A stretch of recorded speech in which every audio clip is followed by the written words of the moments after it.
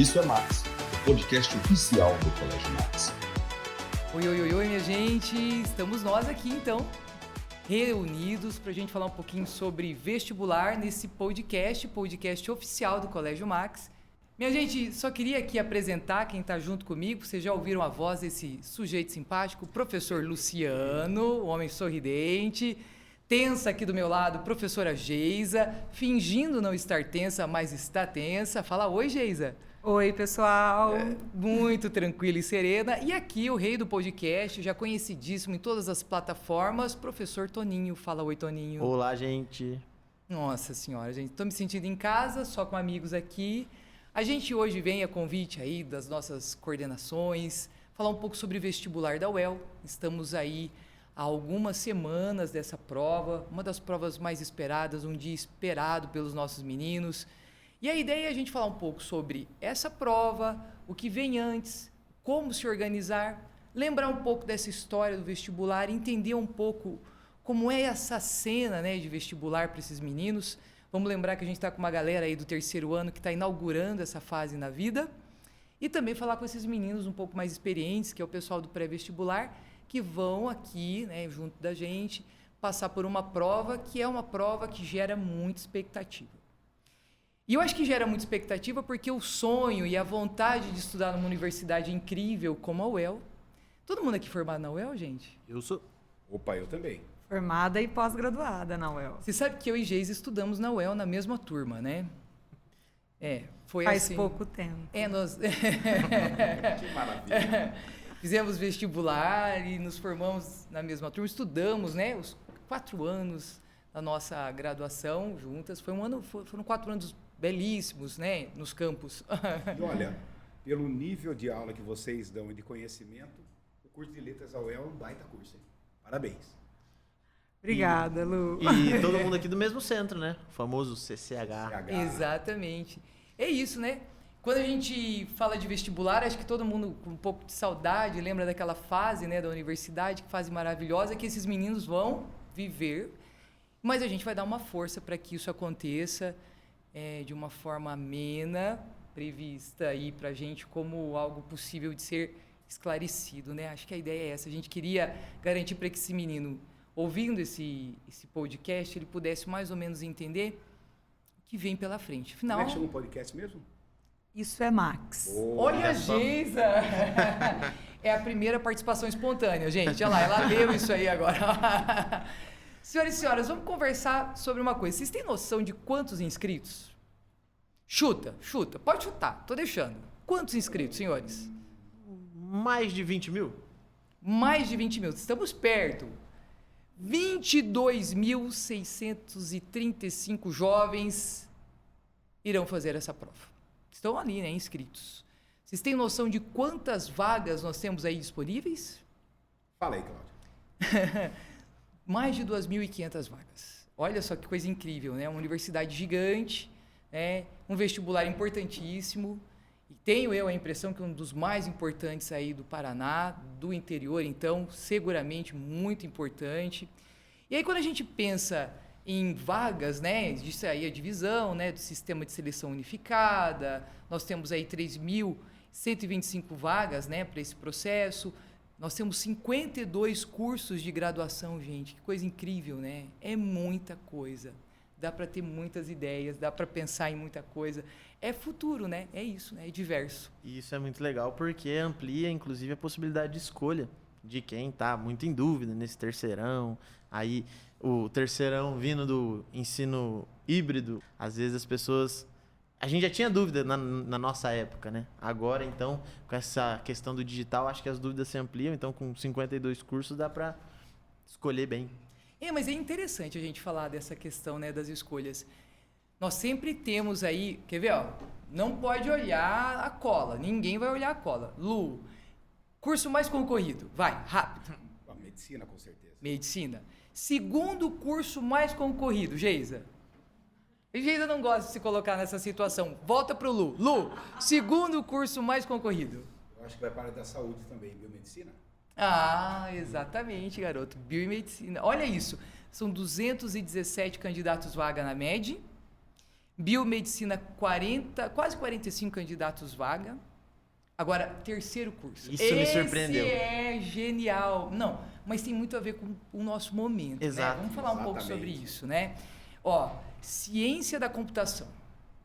Terceiro curso mais concorrido, seguido depois de psicologia, que também faz muito sentido para mim. Sim. De verdade. Durante muito tempo, a tríade foi medicina, direito e engenharia, né? E é muito interessante perceber como a demanda social faz com que essa escalada de curso se inverta, né? É, e aí se você olhar o quinto curso mais concorrido, adivinha? Qual que Vamos? é, gente? Toninho, fala pra gente, o quinto mais concorrido. Design gráfico, 31 Exato. candidato vaga. Então, olha só que interessante, há um novo momento, né, um novo cenário aí, esses meninos que estão com a gente estão buscando situações de trabalho um pouco diferentes das nossas, né? Das nossas, pelo menos. Agora, vamos pensar um pouco assim. Falar de universidade, falar de UEL. Todos nós aqui, filhos da UEL, né? Como é pensar o UEL hoje dentro dessa cena de trabalho, de formação, pesquisa? Quem quer falar sobre a UEL? Eu sou uma encantada, né? Sempre fui. Sou uma pessoa que tem muitos elogios para fazer, mas eu acho que eu queria que alguém falasse. O que vocês me dizem? UEL, vamos. Ô, Cláudio, eu vou comentar um pouquinho de maneira geral. Primeiro, eu acho interessante o universo encontrado na UEL. É um universo de diversidade de pessoas, de idade, renda. Então, acho que essa convivência plural já ajuda bastante. E para o mercado de trabalho, eu entendo que a UEL ela tem uma base muito forte no sentido de manter a tríade de uma universidade: ensino, pesquisa e extensão. Então, ali, né, o estudante que chegar na UEL, independentemente do curso, ele tem uma oportunidade de vivenciar a área que ele vai atuar profissionalmente, que talvez, em algum outro centro universitário, isso fique mais restrito, né, fique mais limitado. Ou isso vai exigir que ele vá buscar algum tipo de aperfeiçoamento acadêmico e profissional fora da faculdade ou do centro universitário que ele vá cursar.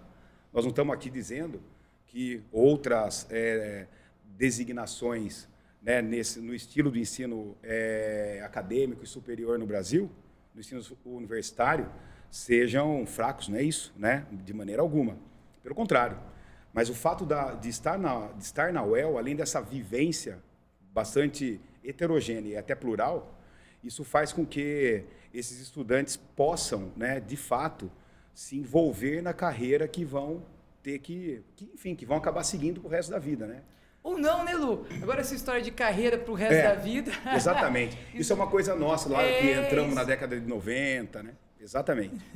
E é muito interessante, porque agora partilhando uma experiência pessoal, né?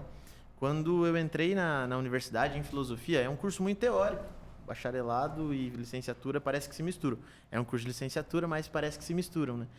E como eu já queria essa vivência do cursinho e tudo mais, dentro da própria universidade eu tive várias ilhas de convivência, né? Eu pude dar aula no cursinho da UEL, eu pude fazer o projeto UPBID. E é muito interessante que todo mundo que queira ingressar na UEL tenha essa ciência que o campo é aberto, né? O campo de experiência, o campo de contato, tanto com a vida, como o Lu disse, com a tríade, né? E o mercado de trabalho hoje, de modo amplo, está sendo abraçado pela UEL também, que a gente viu na pandemia também teve muita inovação em relação a esse tipo de abertura para esse novo mercado, né? Então, essas áreas, todas elas estão em processo de contato com esse mundo novo, surgindo aí o contato com o virtual, essa multiplicidade de olhares aí para o mercado de trabalho.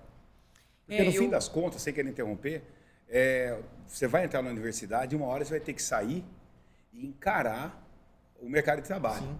E o arsenal que a UEL pode proporcionar para o estudante é muito bom, né? É de excelência. Tanto que nós estamos aqui, não é isso? Trabalhando num super colégio, dando, né, na minha opinião, eu estou do lado dos melhores professores que eu conheço.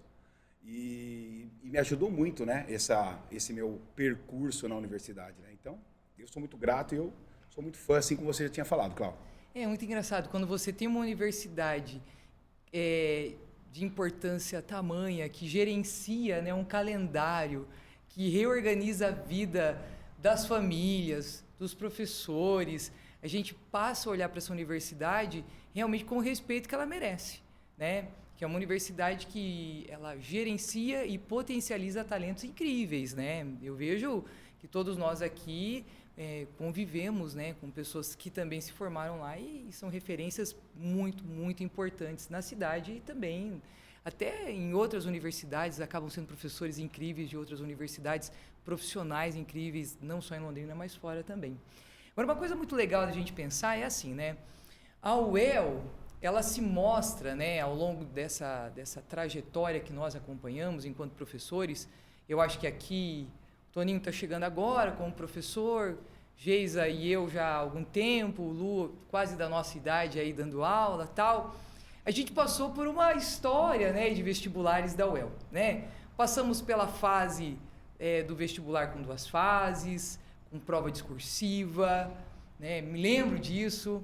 Depois nos readaptamos a uma prova aí unificada, um número menor de questões, uma prova que ano passado trouxe aí alguns debates, algumas discussões. Será que a prova ela vai atender a demanda, né? Tanta gente angustiada, né? A gente também tinha os nossos pontos de angústia e esse vestibular, né, que a gente estava acostumado a trabalhar com ele, né? Que essa prova, vocês lembram, né? A gente fazia preparar para a primeira fase, prepara para a segunda fase, prepara para a prova discursiva, prepara. Queria falar um pouco sobre isso. Essa mudança. A gente virou a página para esse ano, vestibular 2022. Era um vestibular já esperado diferente, né? Então, eu queria que vocês me falassem o que vocês acham. Como é que é isso para vocês? Eu vou pedir para a Geisa ser a última a falar, que eu sei que ela vai ficar angustiada até lá, então eu vou deixá-la por último, deixar os meus 2 amigos começarem aí essa história. Vamos comparar. Tá, mas antes, né, eu queria falar, obviamente, né, diante de todo o meu apreço e de minha gratidão pela UEL, né? Então, toda a minha formação é pela UEL. E a questão da identidade, né? Então, nós estamos aqui diante de uma universidade que produz o próprio vestibular. E eu acho que isso é extremamente significativo.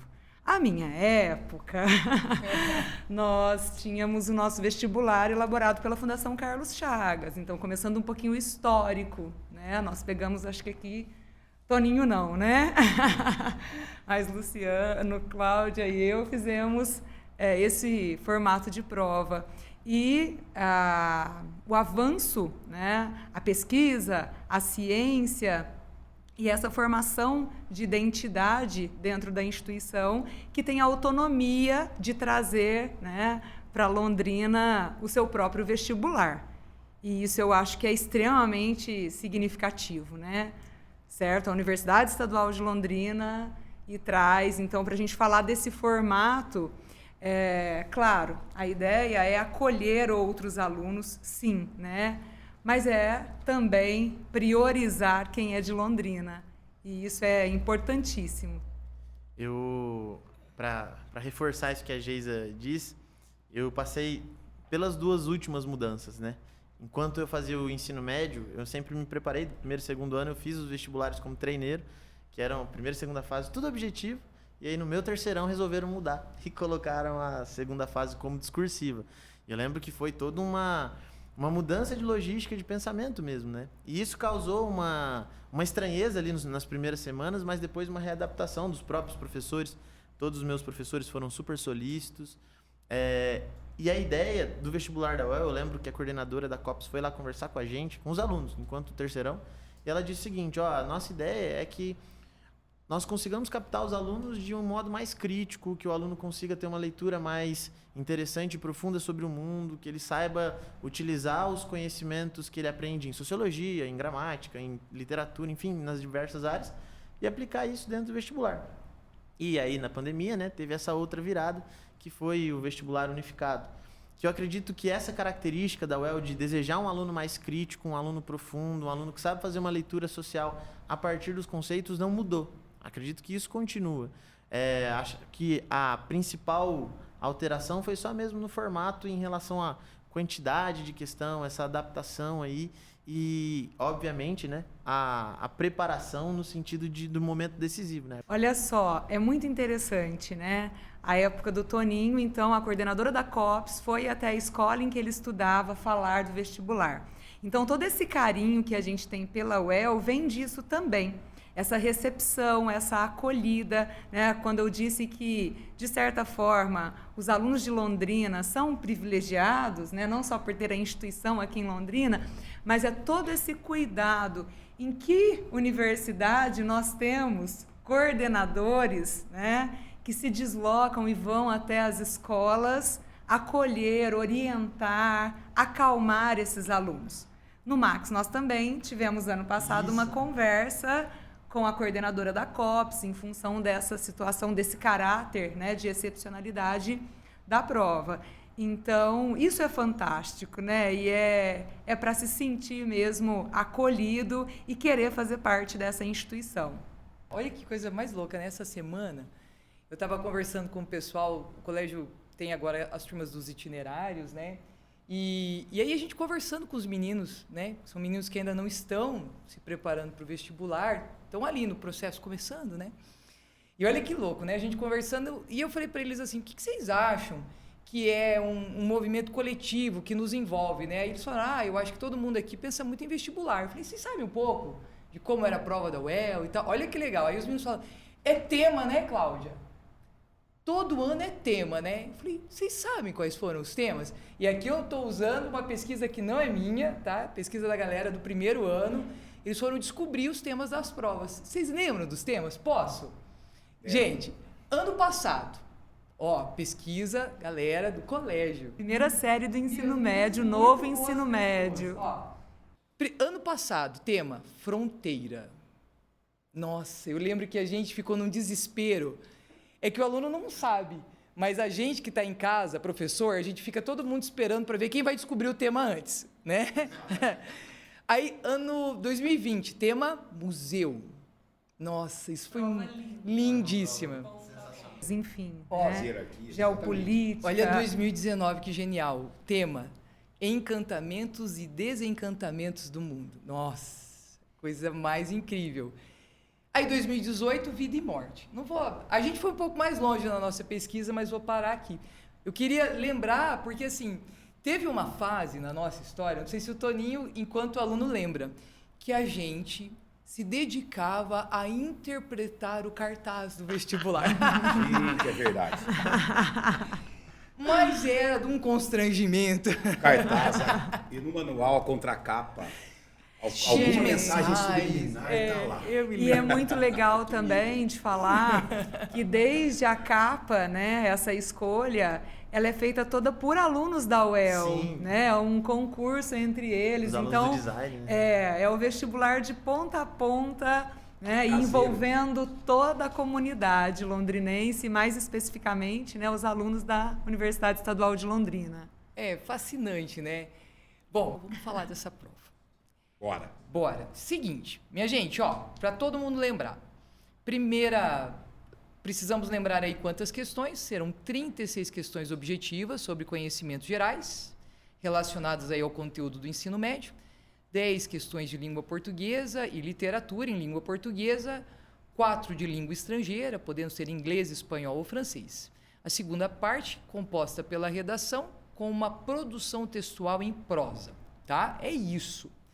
Eu vou pedir para que vocês dois façam para mim uma contextualização que vocês perceberam ano passado nas disciplinas de vocês. Eu falo depois um pouquinho da minha também, tá bom? Vamos lá, Lu. Bom, os testes de sociologia, deixa eu me expressar melhor, né? É importante que o estudante fique atento ao manual da UEL, né? Ela não fugiu e não foge daquilo que está previsto no manual. São 8 temas de sociologia que são cobrados, os temas referência da sociologia, mas, obviamente, por questão de volume, né, de exercícios e de disciplinas, pode ser que nem todos os temas sejam contemplados, porém, esse novo formato ele traz uma possibilidade de que um exercício de sociologia faça nas suas alternativas interpretações de temas que estão contemplados no programa. Vou dar um exemplo, né? Suponha, o ano passado caiu um exercício sobre a questão da publicidade, das fake news, para interpretar uma charge. E as alternativas, elas cobravam exercícios, as alternativas proporcionavam que o aluno soubesse sobre o contexto histórico da sociologia, o conhecimento sociológico, a indústria de cultura. Então, não é que não caíram todos os temas, mas eles podem vir embutidos nos exercícios. Então, é importante ter uma visão bastante ampla, né, e dos assuntos, dos temas da sociologia. Nesse novo formato, o ano passado, caíram 5 exercícios assim, de sociologia, né, junto com essa modalidade, com esse perfil que eu falei anteriormente. E, porém, alguns exercícios de história e de geografia também contemplam uma leitura sociológica. O que eu quero dizer é o seguinte, que se aprofundando um pouco mais na disciplina de sociologia, o estudante vai ter a possibilidade de, em algum momento, utilizar esse conhecimento para interpretar melhor o cabeçalho do exercício, para contextualizar as alternativas de um determinado exercício de geopolítica, ou um exercício de história, e por que não filosofia, né, Toninho? Né? Já que a gente bate uma bola forte lá no Maxi, né? Então, a prova foi uma prova assim, esperada dentro de um conteúdo de ensino médio. Foi uma prova que foi bem calibradinha com o conteúdo de ensino médio e cobrando aquilo que, de fato, está proposto no manual e, sem querer me valorizar demais, mas com tudo aquilo que nós tivemos a felicidade de trabalhar durante as nossas aulas no ano de 2021. Então, eu fiquei muito contente quando eu vi a prova. Eu fiquei numa expectativa muito grande dos estudantes que fizeram essa prova, porque eu acho que eles foram bem assim seguros para fazer os testes de sociologia que foram cobrados na UEL.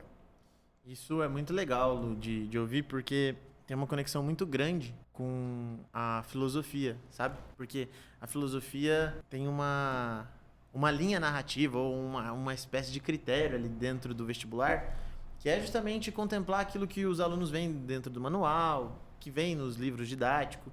E é muito interessante perceber, e eu sempre falo isso com a Geisa, a gente troca mensagens direto, o como a filosofia transcende o simples conteúdo da questão, né?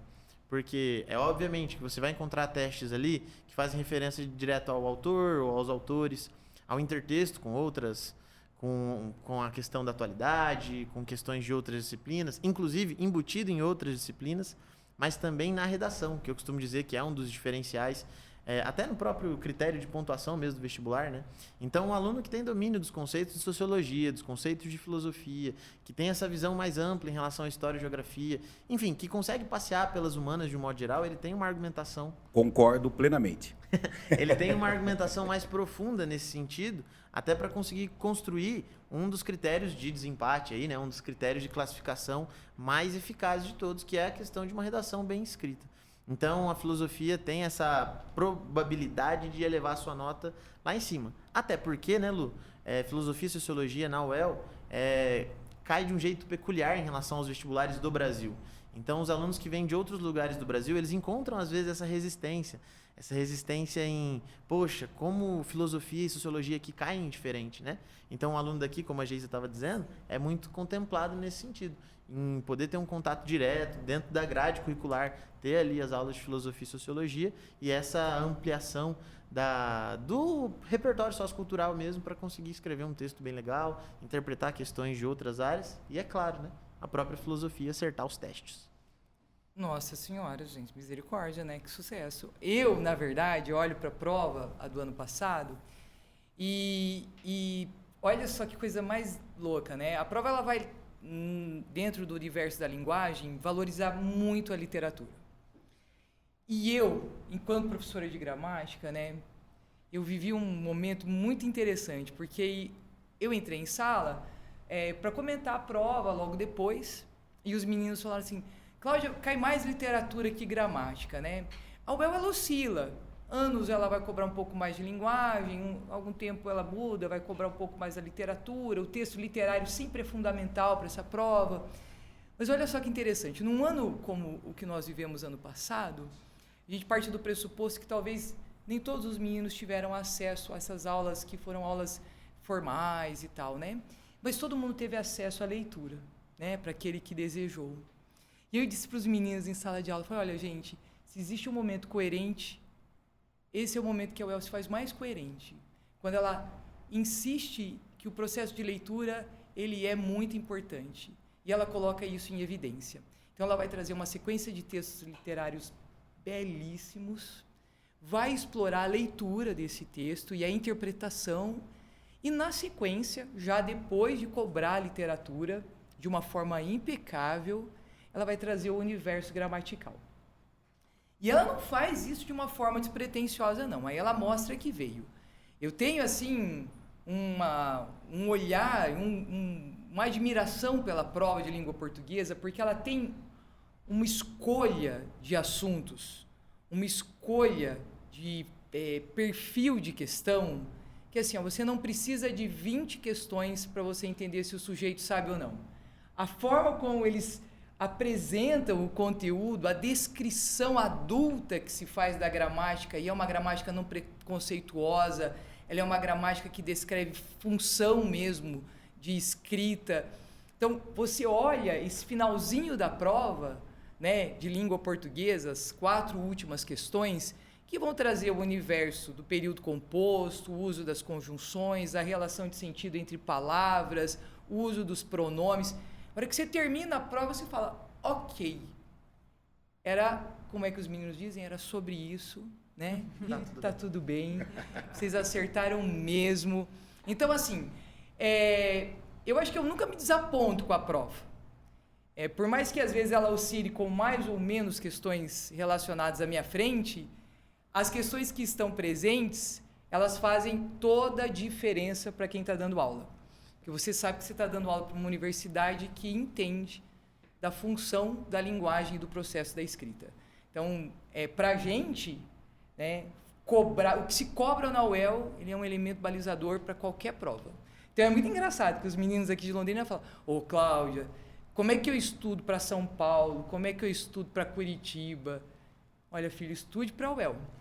Estude para a UEL, porque a gente vai bem. A gente vai muito bem, sim, em língua portuguesa. Não sei se para vocês, total, mas para nós, sim, a linguagem, né, eles sobram, assim, sabe? Em conteúdo mesmo, em formato. Mas agora vamos deixar a estrela aqui falar. Dona Geisa. Vai, Geizinha. Então, nós temos essa manutenção, né, de formato de prova para 2022, agora, dia 6 de março, não é isso? E as 50 questões e a divisão, sim. Mas no que se refere à prova de redação, nós tínhamos ano passado a especificação do texto dissertativo argumentativo. E para este ano, nós não temos mais. Então, no manual do candidato, a UEL nos diz que o aluno terá que produzir um único texto em prosa, a partir do enunciado proposto, né? De acordo com o enunciado proposto. É essa a referência. O que valida tudo isso que vocês falaram, né? Passando aí pela filosofia, sociologia, pela língua portuguesa de modo geral, que é a ideia, né, de um aluno ler, interpretar e saber se comunicar em diversos contextos. No caso da redação, né, usando a palavra escrita. É essa a grande questão. Então, que o aluno não se intimide e que ele entenda, né, que aquela situação ali, num processo de escrita, ela dialoga com uma situação de comunicação do dia a dia dele. Então, pode ser que, né, ele seja exposto ali a resumir um texto, a interpretar uma charge, ou a novamente dissertar e argumentar sobre um determinado tema, sem dúvida, né? Mas independentemente do que for proposto, esse aluno, ele é um comunicador, né? Ele é ser humano, então ele vai conseguir fazer essa prova e com leveza e tranquilidade. Tá? Então, as temáticas da UEL são super interessantes, necessárias, né? Uma abordagem social sempre bastante considerada. Também análise do comportamento humano, que ano passado, por exemplo, né, nós tivemos as razões que levam as pessoas a propositalmente transgredir as medidas de enfrentamento do coronavírus. Isso para filosofia e sociologia foi um passeio, né? Foi que maravilhoso. delícia.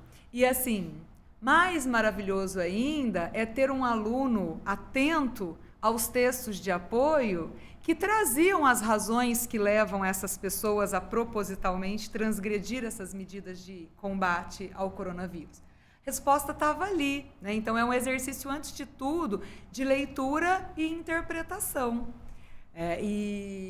Então, se ele domina a linguagem, se ele é leitor e sabe os mecanismos linguísticos, né, ele consegue extrair e organizar as suas ideias.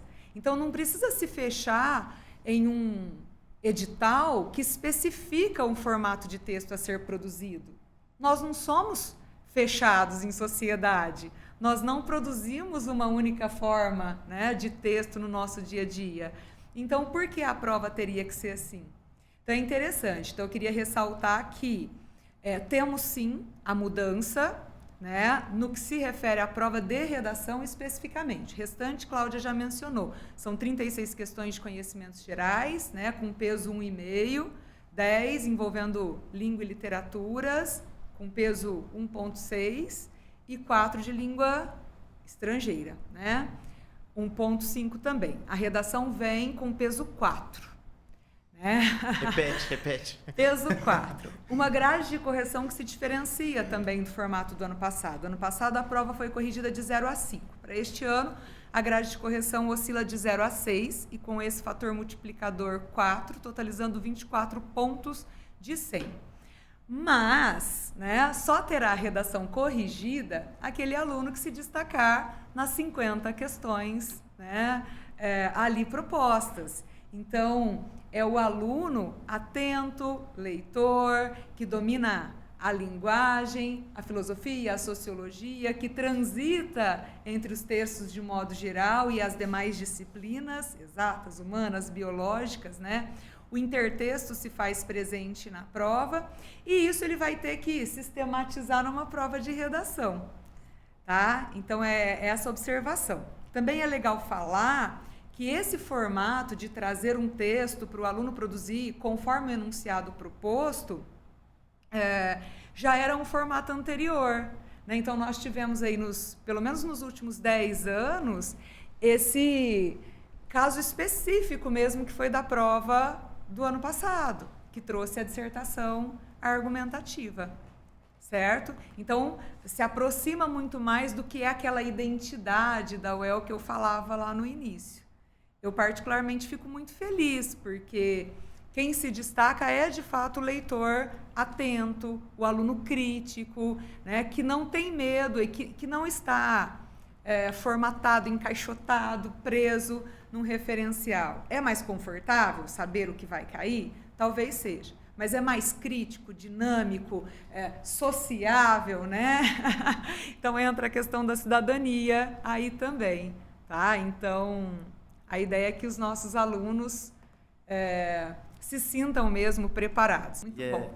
E é legal lembrar ainda, né, Geisa, que é o primeiro critério de desempate, né? A nota da redação. A nota da redação. Então, primeiro, né, a UEL tem ali como referência para a correção desse texto o número de vagas e a relação candidato-vaga, que a Cláudia mencionou logo no início, né? Então, os cursos que têm a relação candidato-vagas até 15, ou para baixo de 15, né, serão corrigidos o número de vagas 3 vezes, né, o número de vagas. E para os cursos que têm acima de 15 candidatos, 5 vezes mais. E aí, havendo empate, todos serão corrigidos. Então, assim, tem que se destacar em conhecimentos gerais, língua e literatura, língua estrangeira. Importante lembrar que não pode zerar. E aí eu chamo a atenção para língua estrangeira em especial. Eu ia falar isso também. São apenas 4 questões, né? E E é isso. Então, esse peso 4 não é para assustar, é para confortar o aluno.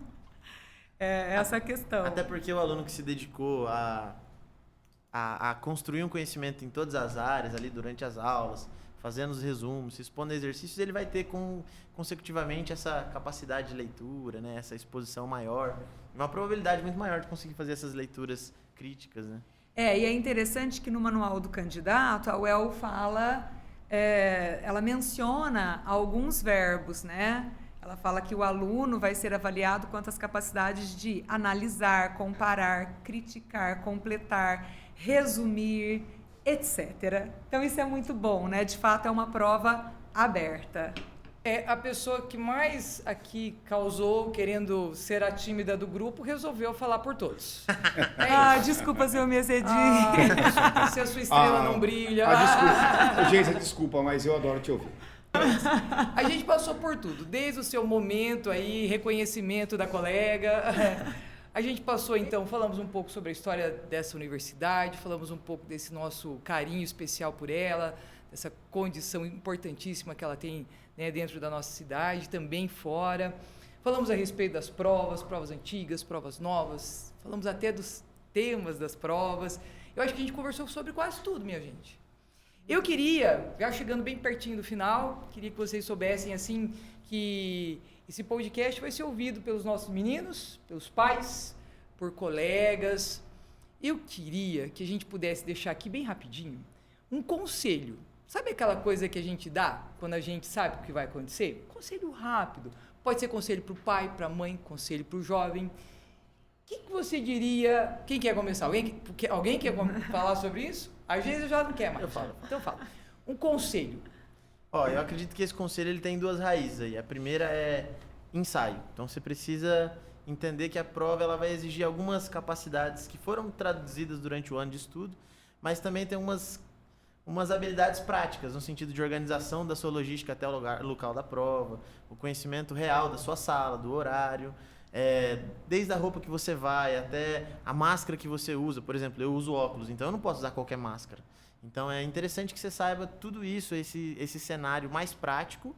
E aí tem o cenário mais transcendente além da prática, né? Que é como você encara a prova no sentido real, que é encarar a prova como um degrau que vai te levar onde você deseja.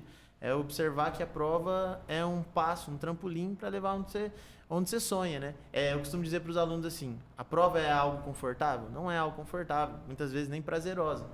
Mas o objetivo da prova né? Ninguém está estudando para ser uma pessoa pior, ninguém está estudando para ir para um lugar pior. Você está estudando porque você quer se aprimorar enquanto ser, observar o mundo de um jeito mais profundo. Então eu acho que ter isso em mente, junto com a parte prática, faz com que você consiga encarar o dia da prova, esse processo da prova mais legal, sabe? Senhores? Vamos embora. Cláudio, é o seguinte. Então vamos embora, minha vez. Bom, acho que o que o Antônio falou é fundamental. E eu queria fazer um acréscimo, vamos dizer assim, que eu sempre nas aulas eu comento assim com eles. Eles confiam tanto na gente, até tem gente que acha assim, está tão concentrado que até a piada anota, né? E aí, a hora de fazer o exercício, naturalmente, rola uma insegurança. E eu sempre falo para eles que eu confio demais neles. Eles sabem. Tanto que quando você pergunta algum teste, eles chegam, né, balbuciam lá, letra A, letra B. Gente, fala para fora, né? Confiança. Então, eu acho que, além do que o Antônio falou, eles estão super bem preparadas para essa prova. Confiem, né, no que eles sabem, se aprimorem, vão lá e façam essa prova com confiança e com dedicação, que o resto, cara, é só comemorar depois, cortar o cabelo, pintar o rosto e esperar o começo do ano letivo.